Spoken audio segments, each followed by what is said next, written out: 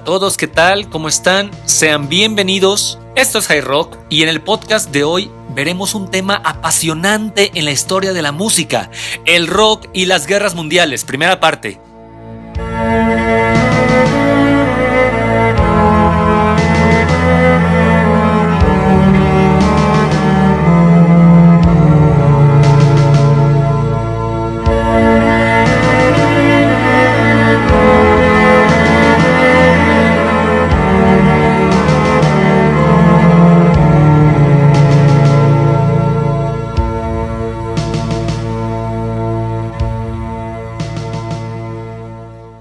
Hace bastante tiempo ya, hace bastantes meses atrás que no nos veíamos en este formato, pero vamos a retomar el ritmo nuevamente con un podcast de forma bimestral o de forma mensual, pero de forma más constante.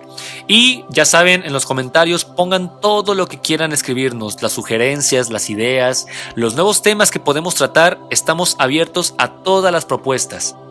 Bueno, pues el tema que vamos a tratar hoy va a ser cómo el rock se ha convertido en un cronista muy fiel para todos los rockeros que han cantado, que han narrado en sus canciones, en las páginas de historia de Iron Maiden, Black Sabbath, grupos como los Beatles, Rolling Stones, Bob Dylan, Bruce Springsteen y muchísimos rockeros que nos han narrado a través de sus letras y de sus canciones los episodios más mortíferos, más sangrientos de la historia de la humanidad.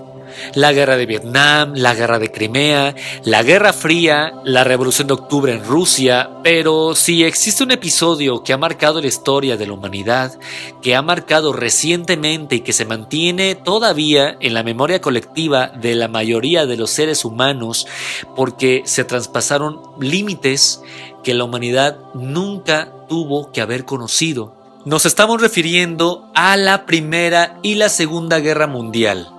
Bueno, pues existen muchísimos documentales, muchísimas películas, miniseries, libros, en fin, innumerables fuentes de información que traten estos temas de mayor profundidad. Pero lo que nos toca hacer hoy es hablar de los rockeros que contaban en sus canciones estos temas. Entonces, vamos a comenzar ubicándonos un poco en la historia de estos conflictos. La Primera Guerra Mundial y la Segunda Guerra Mundial es un mismo conflicto, pero repartido en dos rounds. Es decir, no podemos comprender lo que pasó en la Segunda Guerra Mundial si no conocemos bien los detalles de la Primera. Entonces, comencemos ubicándonos por las fechas. La Primera Guerra Mundial comprende de 1914, cuando asesinan al archiduque Francisco Fernando en Sarajevo por parte de los serbios, y finaliza en 1918 con el Tratado de Paz de Versalles. Por otro lado, la Segunda Guerra Mundial inicia en 1939 cuando Alemania invade Polonia, Inglaterra y Francia y los demás entran a ayudarla, por lo cual se vuelve mundial otra vez. Y finaliza en 1945 cuando Estados Unidos lanza las bombas atómicas sobre Japón, precisamente en las ciudades de Hiroshima y Nagasaki. A día de hoy hay una incógnita que no se ha contestado y que parece no tener alguna respuesta posible, al menos próximamente, y es que ¿cómo es posible que una sociedad tan grande como la europea, los que se decían que venían de los griegos, de los sabios filósofos, de la Grecia esplendorosa, de Aristóteles, de Sócrates, Pitágoras, Zenón de Elea, del fastuoso imperio romano que tanto le dijo al mundo qué era el occidente?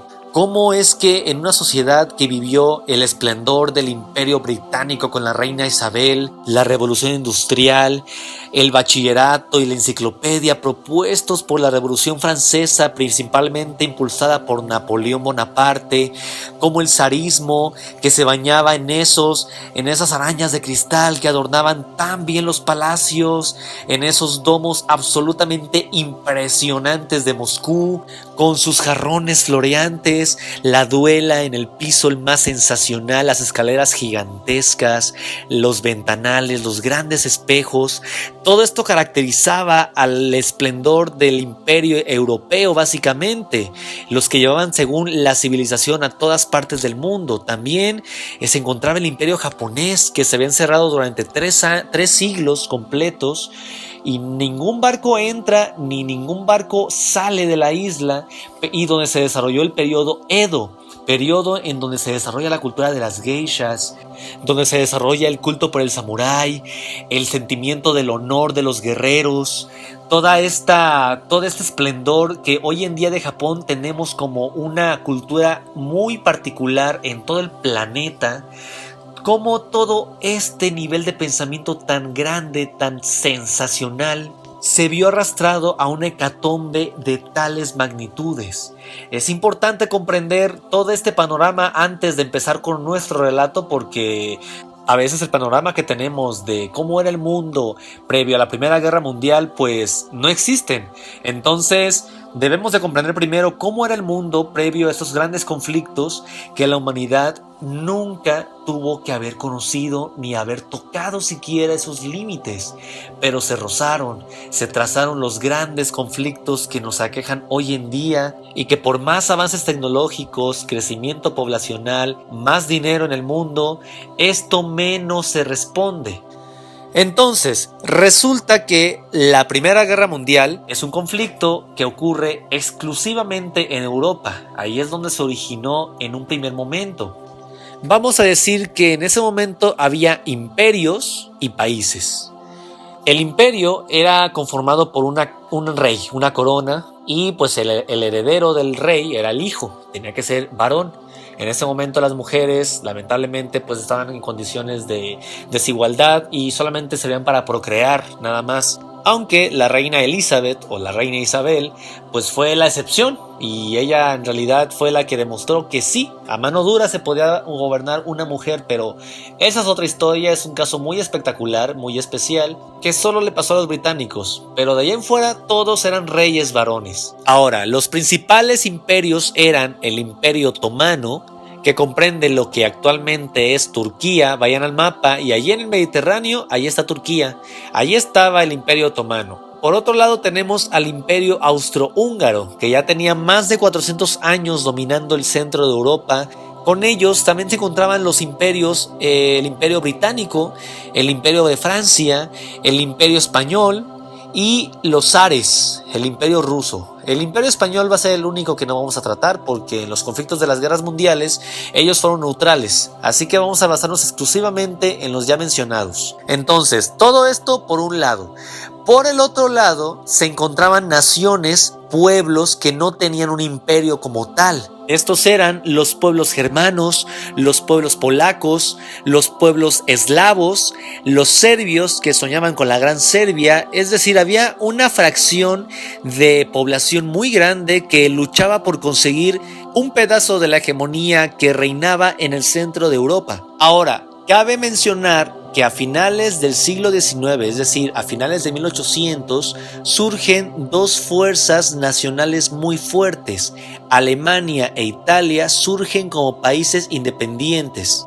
Pero cuando esto pasa, pues ¿qué creen? Que todo el mundo ya está repartido. No llegaron a la repartición ni alemanes ni italianos. Esto generará un sentimiento como de que me quedé atrás, dicen tanto alemanes como italianos. Entonces empezarán a buscar territorios nuevos, ampliar fronteras. Por eso encontramos presencia tanto alemana como italiana en los Balcanes y en el norte del África, porque es allá hasta allá donde llegaron esas influencias. Estos conflictos que les comento de italianos, alemanes, aparte de los conflictos de intereses de los Balcanes, de la hegemonía y de los nuevos imperios que querían surgir, realmente ya había llegado el punto en el que solo bastaba un pequeño problema, una chispa, una gota que derramara el vaso, es decir, un buen pretexto para entrar a declarar la guerra a algún otro imperio y así poder completar la expansión que tanto buscaban. En esta época, el arte de la guerra estaba a la orden del día. Incluso se decía que la guerra era la política por otros medios, que era la que solucionaba los conflictos nacionales, imperiales, y realmente que la paz misma se llevaba mediante el arte de la guerra. ¿Cómo la ven?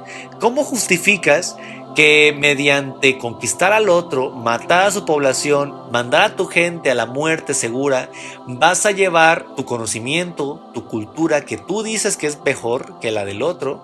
Esto no se sostiene por sí solo, pero aún así pasó, y la forma en que esto se convirtió en un problema gigantesco Esto absolutamente nadie lo vio venir.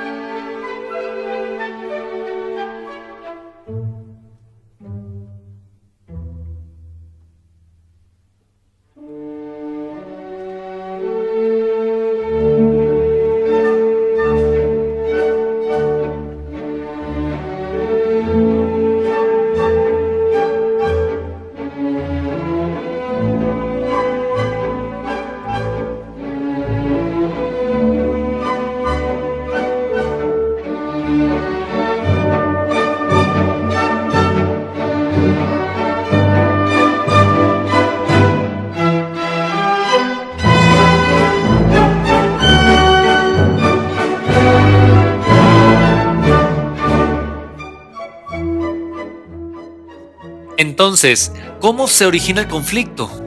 Pues resulta que el imperio austrohúngaro ya se encontraba a principios del siglo XX muy viejo, es decir, era un imperio fuerte en términos políticos, de hegemonía, en términos, digamos, militares, pero junto con el imperio turco otomano ya se encontraban bastante tocados por los años, eran imperios de hace siglos atrás. El imperio austrohúngaro llevaba más de 300 años liderando la hegemonía en el centro de Europa, entonces ya a principios del siglo XX en realidad ya estaba muy tocado con los años. Resulta que el emperador del imperio en ese momento, Francisco José, tenía un príncipe heredero, que era su hijo Rodolfo de Habsburgo. Este Rodolfo de Habsburgo estaba enamorado de María Betzera, la llamada baronesa de Betzera. Ella junto con Rodolfo estaban muy enamorados, pero la corona no dejaba que tuvieran una relación formal, una relación abierta. Y por una profunda depresión de Rodolfo, le ganó una gran historia de amor que tenía con ella. En una noche de copas se juntan por la tarde y se quitan la vida mutuamente. Esto supuso un problema gigantesco para la corona del imperio austrohúngaro. ¿Por qué? Porque resulta que era el único heredero que tenía el imperio. Era el único heredero de Francisco José. Entonces, ¿qué pasa? Si no hay Rodolfo de Habsburgo, no hay heredero, porque él en un momento dado, era el que iba a suceder el trono del imperio. Cuando se suicida junto con su esposa, con su amante, María Baronesa, el único heredero que podría suceder, que podría continuar en la descendencia de los Habsburgo en el trono del imperio austrohúngaro, que permitiría que el imperio no muriera después de siglos y siglos de hegemonía en el centro de Europa, era el archiduque Francisco Fernando de Austria, quien era el sobrino de Francisco José. Entonces, ¿qué va a pasar? Resulta que el archiduque Francisco Fernando, tan mencionado en los colegios, en los libros de historia, en todas partes, va a ser asesinado por manos de un clan terrorista serbio llamado Mano Negra. Y esto es gravísimo, porque si no hay Francisco Fernando para suceder el trono, no hay heredero. Y si no hay un heredero, se acaba el imperio austrohúngaro. Este asesinato, ocurrido el 28 de junio de 1914 en Sarajevo, dio inicio oficial a la Primera Guerra Mundial. Y 100 años después, en el 2004 en Escocia, una banda de rock tomó su nombre en honor al archiduque.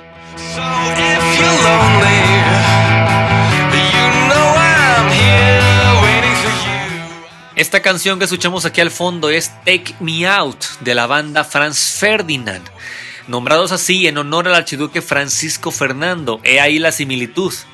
La banda formada por Alex Kapranos en la guitarra principal y en la voz, Nick McCarthy en la guitarra rítmica, Bob Hardy en el bajo y Paul Thompson en la batería y la percusión, van a tener un éxito importante a principios del siglo XXI en la primera década y van a tener también otro éxito en este mismo disco llamado Matinee.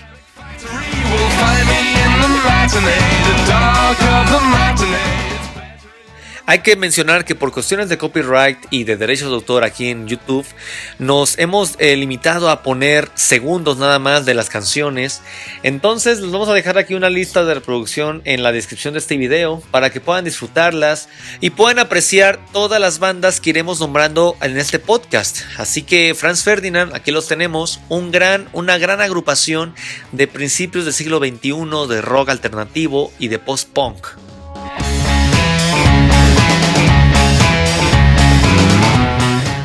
Sin embargo, no va a ser la única banda inspirada en este episodio de la historia en la que estamos ahora, que es el inicio de la Primera Guerra Mundial y el Archiduque. Ahora hay otra banda francesa que tiene una influencia africana muy importante del ska, del blues, del reggae, formada por los hermanos Anthony y Manu Chao. Estos van a ser Mano Negra y sus grandes éxitos como Señor Matanza o Mala Vida siguen resonando todavía en el rock latinoamericano. Esta ciudad es la propiedad del señor Matanza. Mano Negra era el nombre del clan terrorista serbio que mandó a matar al archiduque Francisco Fernando y por lo cual empieza la Primera Guerra Mundial en 1914. Una vez separados, Manu Chao, el cantante principal de Mano Negra, va a hacer una carrera en solitario con mucho éxito, sobre todo en América Latina. ¿Qué voy a hacer? Yo no sé pas. ¿Qué voy a hacer? Yo no sé plus. ¿Qué voy a hacer? Yo soy perdu. ¿Qué horas son? Les recordamos que tenemos aquí en el canal de High Rock una serie de The Doors y una serie de Led Zeppelin, que contamos desde la historia de cada banda, la discografía, los integrantes, su éxito, su impacto, todo lo que necesitan saber sobre The Doors y Led Zeppelin.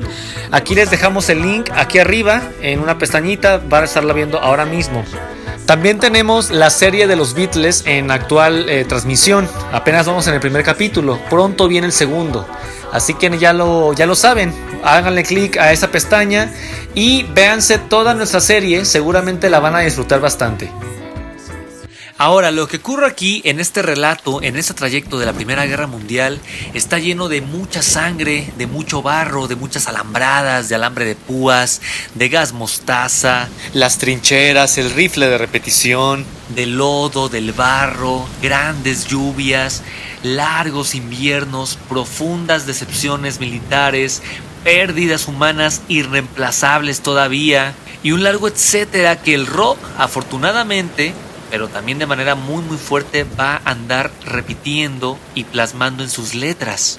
Sin embargo, y para tener una mayor comprensión de todo este conflicto que se estaba generando, que nadie conocía y que nadie dimensionaba, hay que decir que había un orgullo bélico en ese momento. La población consideraba que ir a la guerra era una forma de representar a tu país, era una causa de orgullo, de nacionalismo, casi que se les hacía tarde para llegar. Y el que llegaba al final se iba a perder todas las maravillas que ellos creían encontrarse desde el principio.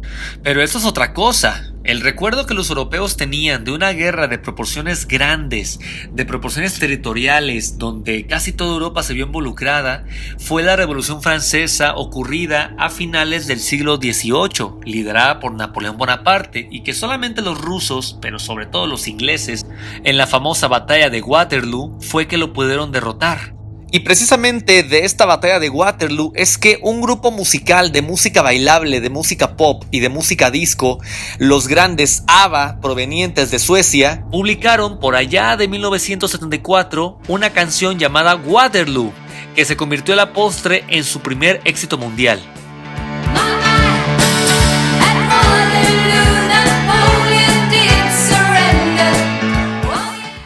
Es increíble cómo un grupo como ABBA, considerada como una máquina de hacer éxito tras éxito tras éxito, que dominó la radio durante gran parte de la década de los 70, prácticamente los 70 fueron suyos, fueron su más grande mercado, tenían entre sus más grandes éxitos una canción que habla de Napoleón. Esto me resulta bastante atractivo porque esto habla del estándar mínimo que tenían los europeos del consumo de su propia música.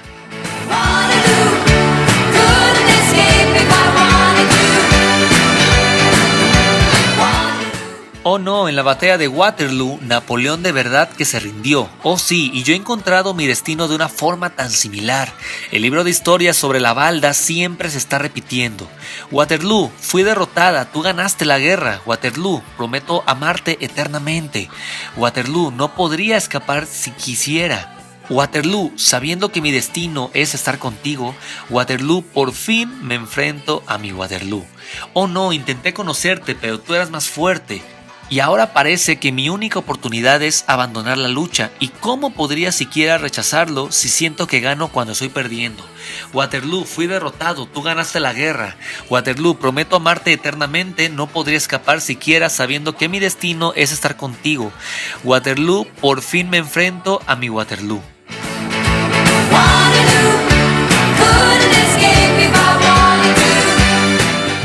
Entonces, comienza la guerra en 1914, es cuando el mundo se vio arrastrado a la peor hecatombe que alguna vez el ser humano haya conocido en su historia hasta ese momento. Y por muy sangriento y horrible fuera este infierno, los muchachitos de 14, 15 y 16 años se preparaban para la guerra, eran voluntarios de guerra. Incluso muchos se llegaron a aumentar de 2, 4 a 5 años sus edades para llegar a la mayoría de edad y así poder pertenecer al ejército que iba a pelear en la Primera Guerra Mundial, porque se decía que representar a tu país era parte de tu deber como ser humano en el paso por esta vida, era parte de tu valor como persona. O sea, era una cosa así, de esas dimensiones, de ese tamaño, significaba para todos participar en la Primera Guerra Mundial. Todos estos muchachitos que llegaban directamente de las granjas de Australia, directamente de la alteza y de la realeza inglesa, británica, rusa. Todos estos muchachos que esperaban regresar como héroes llenos de medallas a sus países para Navidad, jamás volvieron y fueron enterrados en los campos de Europa y yacen todavía allí. Estos pequeños soldados vivieron el absoluto infierno en los campos de Europa, en Somme y Verdún, dos de las batallas más sangrientas que el ser humano jamás debió de haber conocido. Muchachitos con apenas escasos minutos de entrenamiento, con unas 10 balas lanzadas, ya eran mandados con uniformes a las trincheras, a una muerte absurda.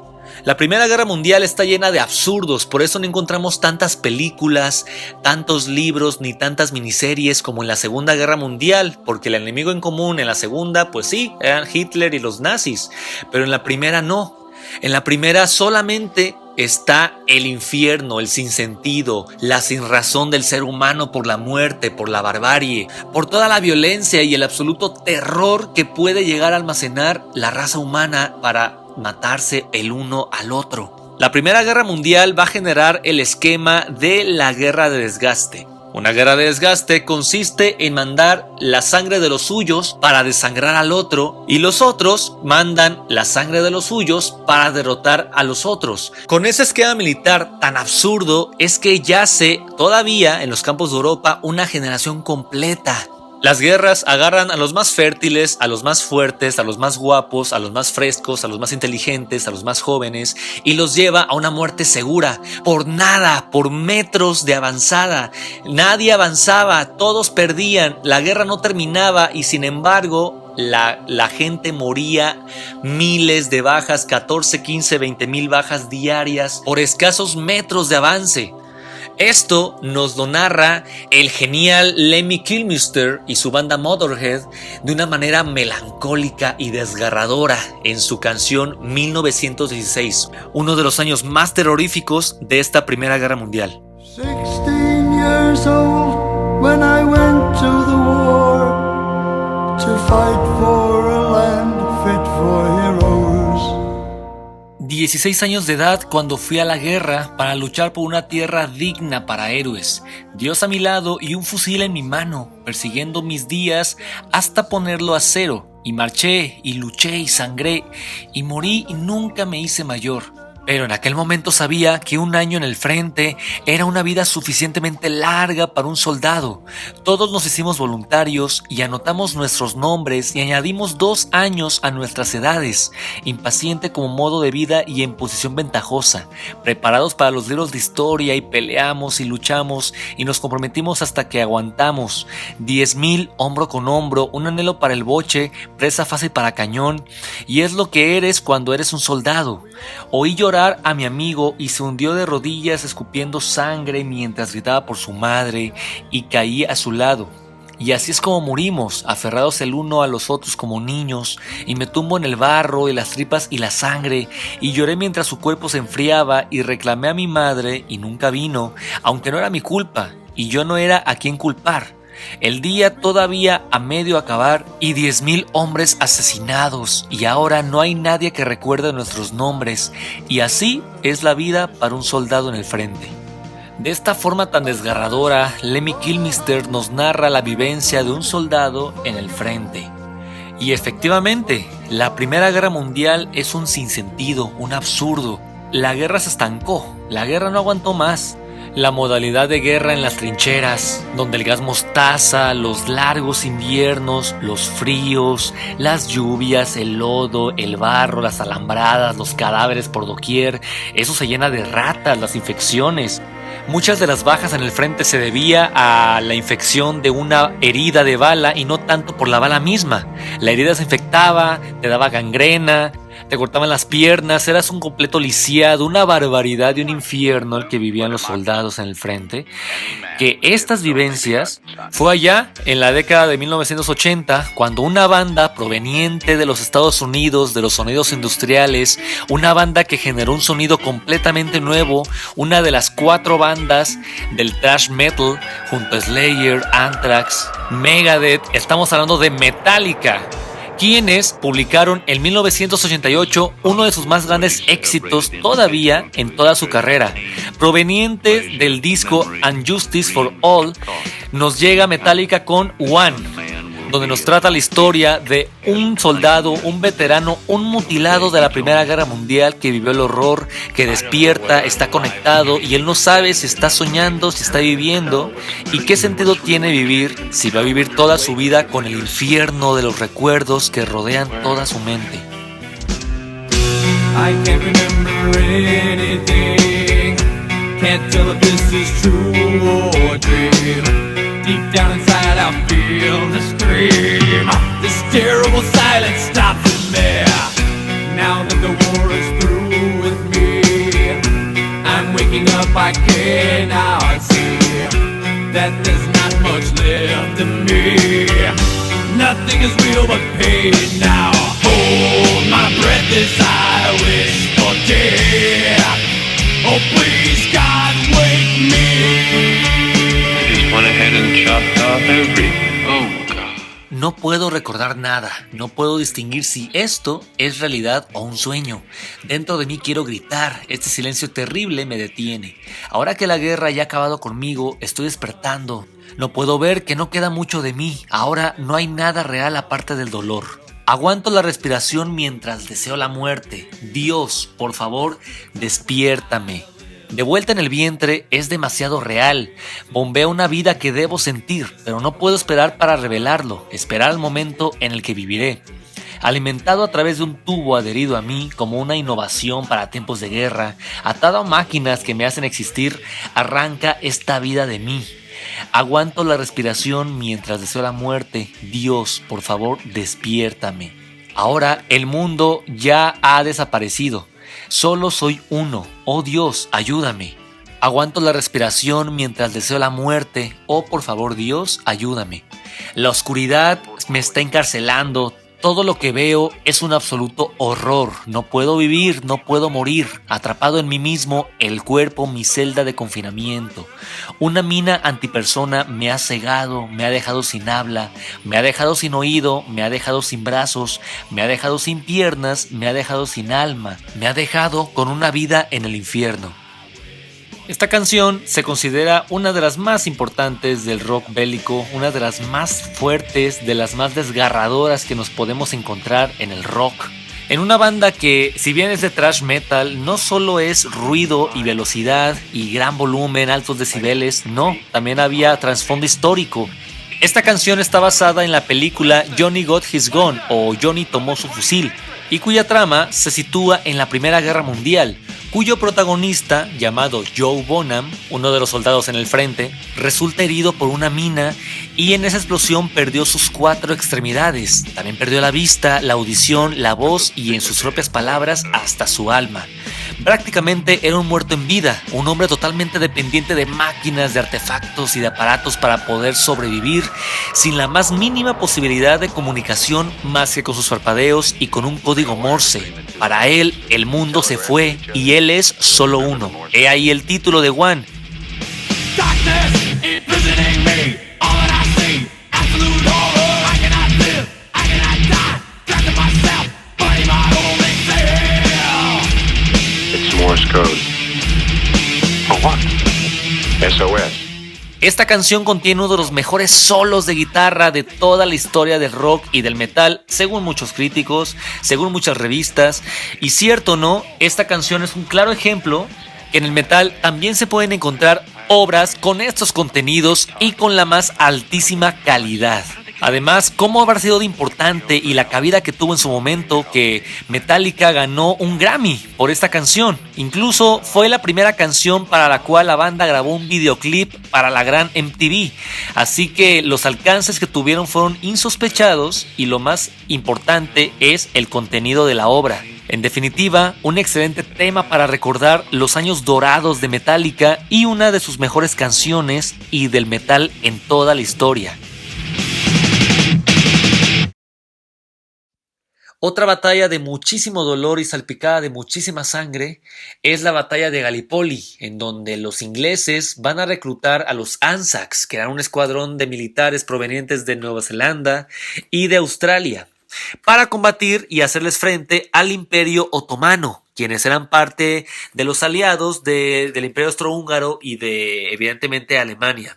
La batalla de Gallipoli ocurrió en 1915 y también se le conoce como la batalla de los Dardanelos, y era el objetivo era que los ingleses se tomaran Turquía, que era el lugar en donde se encontraba el Imperio Otomano. Pero todo salió mal. Cuando llegan los neozelandeses, los Anzacs y el Imperio británico, los turcos ya habían instalado el nido de ametralladoras, ya estaban esperándolos, y antes de que salieran, apenas asomaban la cabeza, batían contra ellos, matándolos uno por uno como fichas de dominó. Así que realmente la batalla ya estaba ganada desde el principio, y los ingleses y los Anzacs no sabían cómo responder ante esa tragedia. Y sobre la batalla de Gallipoli tenemos una canción de Sabaton, grupo de power metal provenientes de Suecia, que se llama Cliff of Gallipoli, Precipicios de Gallipoli. Hear them whisper, voices from the other side. Hear them calling, for my thoughts now friends are resting side by side. Escúchalos susurrar, voces del otro lado, escúchalos llamando. Los antiguos enemigos ahora son amigos que descansan lado a lado. Nunca dejarán nuestros corazones ni se desvanecerán. En cambio, vivirán para siempre. Estaban lejos de ti para morir de tal manera. Cuántas vidas desperdiciadas y cuántos sueños se han desvanecido. Puras promesas rotas, no volverán a casa. Madres, hora de limpiar sus lágrimas. Sus hijos descansarán 1.000.000 de años. Encontraron su paz al fin, como enemigo convertido en amigo. Y perdona, y sabía que morirían. Gallipoli dejó sus letras en la arena, tal desperdicio de vida. En la batalla de Gallipoli, los sueños de libertad fueron convertidos en polvo. El infierno está esperando donde el océano se encuentra con la arena, acantilados de carga, donde los soldados se precipitaron a una muerte fuerte y segura. En la costa, la sangre de los héroes mancha la tierra. Así que enciende una vela, uno para cada uno de los que lucharon y murieron en vano en Galípoli. No hay enemigo, no hay victoria, solo hay niños que perdieron la vida en la arena. Los hombres jóvenes fueron sacrificados, sus nombres están tallados en piedra y se mantienen vivos. Y para siempre honraremos el recuerdo de ellos. Galípoli, sueños de libertad convertidos en polvo, cuántas vidas desperdiciadas y cuántos sueños se desvanecieron. Solo promesas rotas, no volverán jamás a casa. Madres, hora de limpiar sus lágrimas. Sus hijos descansarán 1.000.000 de años porque al fin encontraron su paz. Como enemigo, convertido en amigo y perdona. Sabían que morirían en Galípoli, donde dejaron sus letras en la arena, donde tal desperdicio de vidas en Galípoli son convertidos en sueños de libertad y son convertidos en polvo. Hemos visto que la Primera Guerra Mundial está salpicada de tragedias y de horribles vivencias, pero también de curiosos personajes.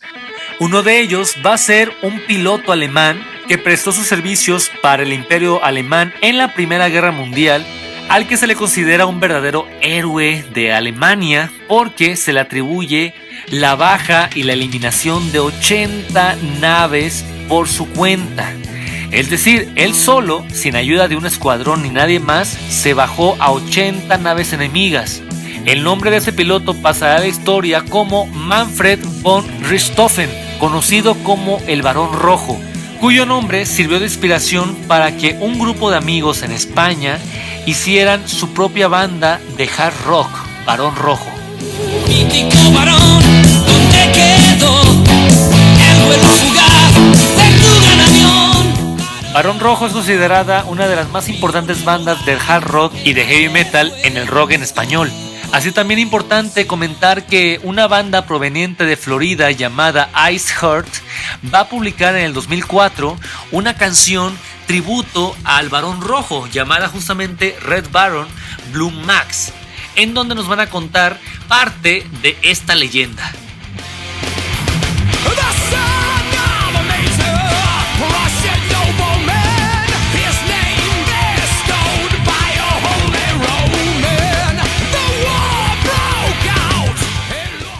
El hijo de un noble mayor prusiano, su nombre otorgado por un santo romano. Cuando la guerra estalló, él miró al aire, 24 horas de entrenamiento y él estuvo allí. 100 millas por hora, velocidad máxima que su avión volaría, y si voló detrás de ti, sabes que seguro morirás. 80 muertes que están confirmadas a su nombre, mientras que otros pilotos tienen mucho más que aprender. Barón Rojo Max Azul, el albatros vuela alto. Barón Rojo Max Azul, te tienen la mira de Red Battle Flyer, rojo como el fuego, no ve caras, es el as de ases de los alemanes. Su cantera británica voló un vuelo imprudente, un disparo desde el suelo le quitó la vida al Barón Rojo, quien voló con honor y voló con orgullo. En 1918 el aviador de batalla murió. Barón Rojo Max Azul, el albatros vuela alto. Barón Rojo Max Azul, te tienen la mira. Así, el Barón Rojo se convirtió en un héroe de guerra, sobre todo para los alemanes, y muy increíble que en el momento en que lo enterraron, le rindieron honores los mismísimos británicos porque se daban cuenta el temple que tenían enfrente, un piloto tan grande, el as de ases como se le decía, quien consiguió derrotar 80 aeroplanos enemigos, una verdadera hazaña que vale la pena recordar entre los episodios que marcaron la Primera Guerra Mundial.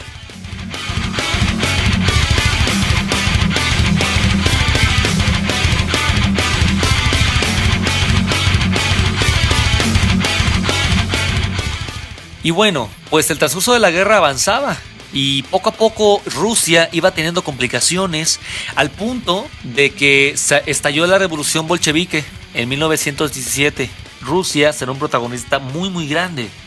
Cuando se sale de la Primera Guerra Mundial, los alemanes, sienten un respiro, por fin.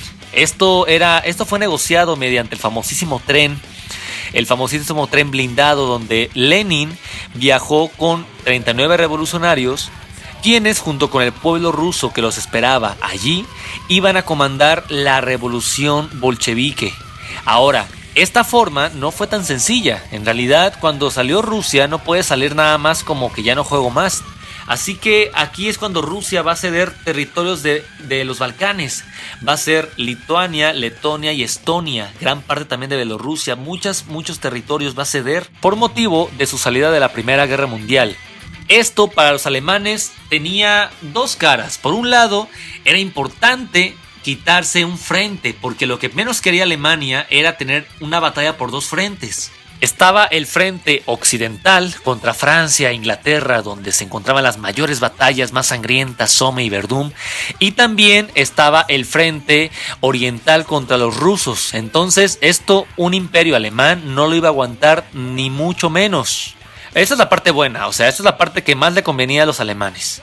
Por otro lado, el que Rusia se saliera de la guerra, también tiene una parte ventajosa porque se dieron territorios a los alemanes, pero esto los alemanes lo pensaron muy bien, porque si se desataba la revolución en Rusia, esto tarde o temprano se iba a regresar a territorio europeo.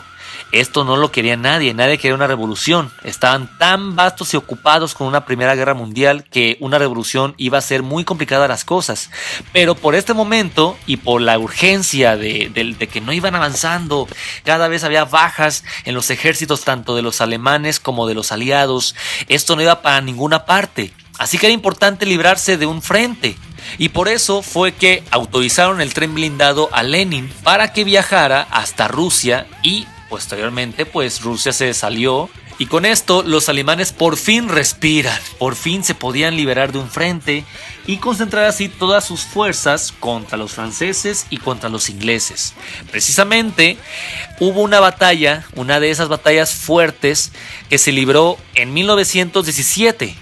La batalla fue en un territorio de Bélgica llamado Passchendaele, donde los alemanes se estaban enfrentando contra los británicos en la tercera batalla de Ypres. Y como no podía ser mejor, esto está narrado en una canción de una de las bandas más grandes, más importantes en términos líricos, que apuesta mucho por incluir en las letras de sus canciones temáticas de episodios históricos, de episodios de guerra, y con un cantante absolutamente impresionante, unos músicos de primerísimo nivel, una de las bandas más importantes, quizá la más grande, de la llamada nueva ola de heavy metal británico, cuya mascota será una de las figuras más reconocidas del mundo del rock en toda la historia, Eddie. Señoras y señores, con ustedes, la banda británica Iron Maiden, quienes en el 2003 lanzaron un disco titulado Dance of Death, la danza de la muerte, que incluía entre sus canciones la pieza Passchendaele, que narra parte de lo sucedido en esta batalla librada entre ingleses y alemanes.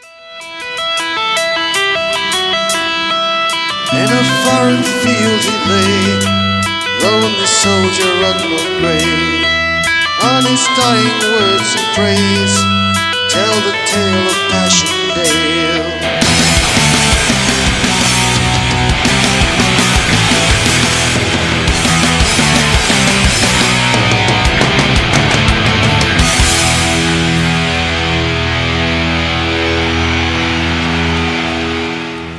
En un campo extranjero él yace, el soldado, su tumba desconocida, con su último aliento él pide, cuéntale al mundo sobre Passchendaele. Revive todo lo que ha pasado, la última comunión de su alma, oxida sus balas con lágrimas, déjenme que cuente su vida, acostado en una trinchera sangrienta, mataré hasta que me maten, en mi cara puedo sentir la lluvia caer, nunca volveré a ver a mis amigos, en el humo, en el barro y en el plomo, huelo el miedo y el sentimiento de temor. Pronto será hora de pasar el muro, fuego rápido y el fin para todos nosotros. Silbidos, gritos y más disparos, cuerpos sin vida cuelgan del alambre de púas. El campo de guerra es solamente una tumba sangrienta, pronto me reuniré con mis amigos muertos. Muchos soldados de 18 años ahogados en barro sin más lágrimas, seguramente en una guerra nadie puede ganar, el tiempo de matar está a punto de comenzar. El hogar tan lejano de la guerra, una oportunidad para volver a tu vida, hogar tan lejano, pero en la guerra no hay oportunidad de vivir otra vez. Nuestros cuerpos y los del enemigo desbordan el mar de la muerte. En la tierra de nadie, solo Dios sabe, nos metemos en las fauces de la muerte. Colgado como en una cruz, las tropas aliadas lloran su pérdida, guerra alemana, máquina propagandista, esto nunca antes se ha visto. Juro que oí a los ángeles gritar, pedir a Dios que no muera nadie más para que la gente sepa la verdad, cuenta la historia de Passchendaele. La crueldad tiene un corazón humano, cada hombre hace su rol. El terror de los hombres que matamos, el corazón humano aún está hambriento. Me mantengo firme por última vez. El arma está cargada y estoy en la línea, esperando nervioso la llamada de atención. Con la mirada inyectada en sangre nos lanzamos. La sangre cae como la lluvia, su velo rojo se desvanece. El sonido de las armas no puede ocultar su vergüenza y por eso morimos en Passchendaele. Esquivando metralla y alambre de púas, corriendo derecho contra el fuego de la artillería, corriendo cegado mientras contengo la respiración, rezo una sinfonía mortal. Al cargar contra las líneas enemigas, un estallido y caeremos. Me ahogo en un grito, pero nadie puede oírlo. Siento la sangre cayendo por mi garganta. El hogar, tan lejano de la guerra, una oportunidad para volver a tu vida. Hogar, tan lejano, pero en la guerra no hay oportunidad de vivir otra vez. Mira mi espíritu al viento, cruzando las líneas más allá de la colina. Amigos y enemigos se encontrarán de nuevo, son aquellos quienes murieron en la batalla de Passchendaele.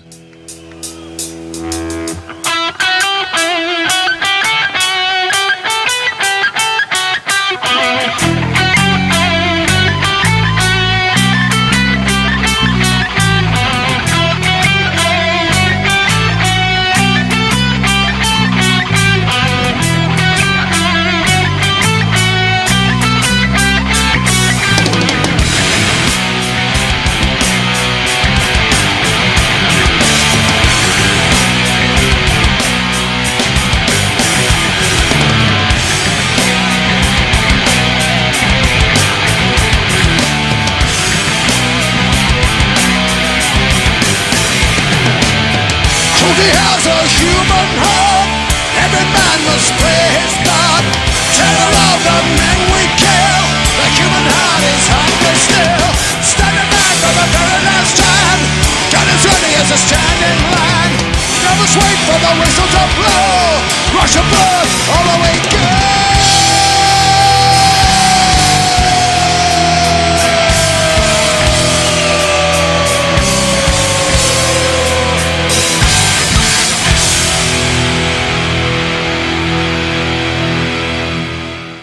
Es muy frecuente encontrar en las letras de Iron Maiden temas relacionados a episodios de la guerra, la batalla de Crimea, la guerra civil española, la guerra civil de Estados Unidos, muchísimos episodios también de la mitología griega, grecorromana. Todas estas vivencias ellos la van a tener.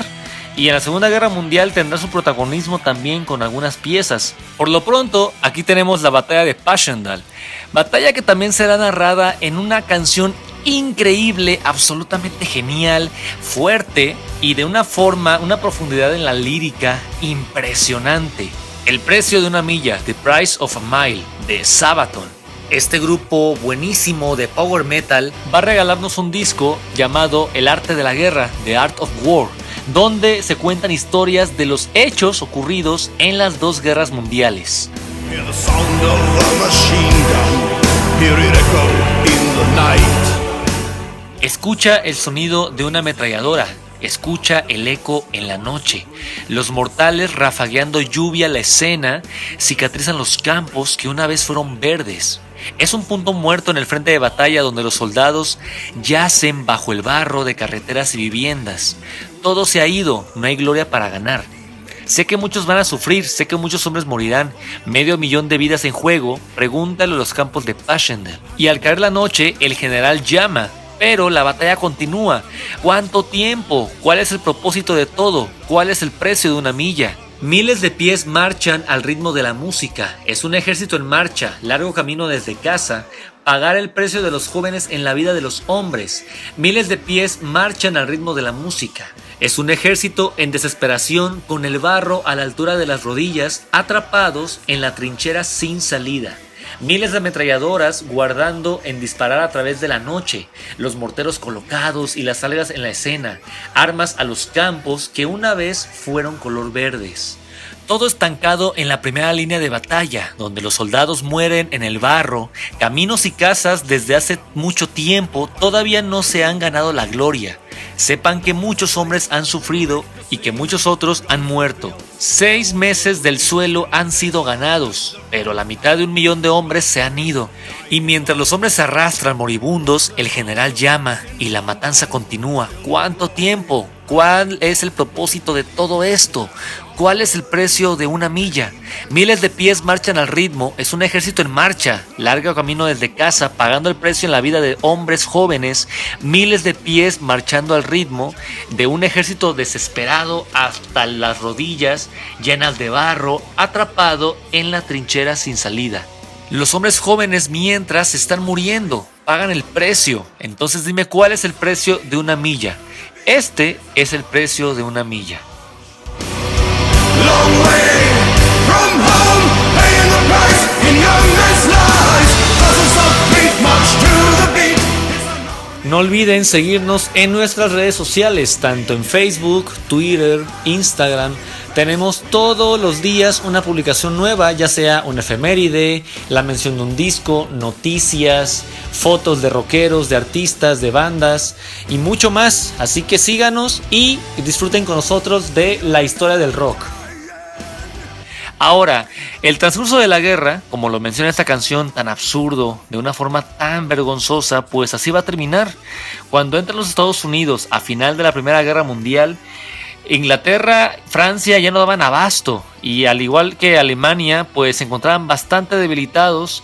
En realidad Alemania no conoció la derrota militar, sí, estaba muy débil, al igual que los franceses e ingleses, pero en realidad no estaba moribundo, estaba muy debilitado, pero en realidad le faltaba todavía un tramo importante y se podía mantener, digamos, en pie, aunque ya estaba en las últimas, pero se podía mantener en pie. No había, digamos, una derrota o un fin cercano a esta guerra. Todos creían en la guerra, creían que que iba a encontrarse una solución, pero nadie ganaba, todos perdían y esto no paraba. Cuando Estados Unidos entra al final de la Primera Guerra Mundial, ahora sí, la fuerza y la ventaja cayó hacia los aliados, que poco a poquito con este gran tanque de oxígeno de los norteamericanos encontraron por fin una salida con la cual podían vencer quizá a los alemanes. Pero antes que esto ocurriera, se va a firmar los tratados de paz en Versalles.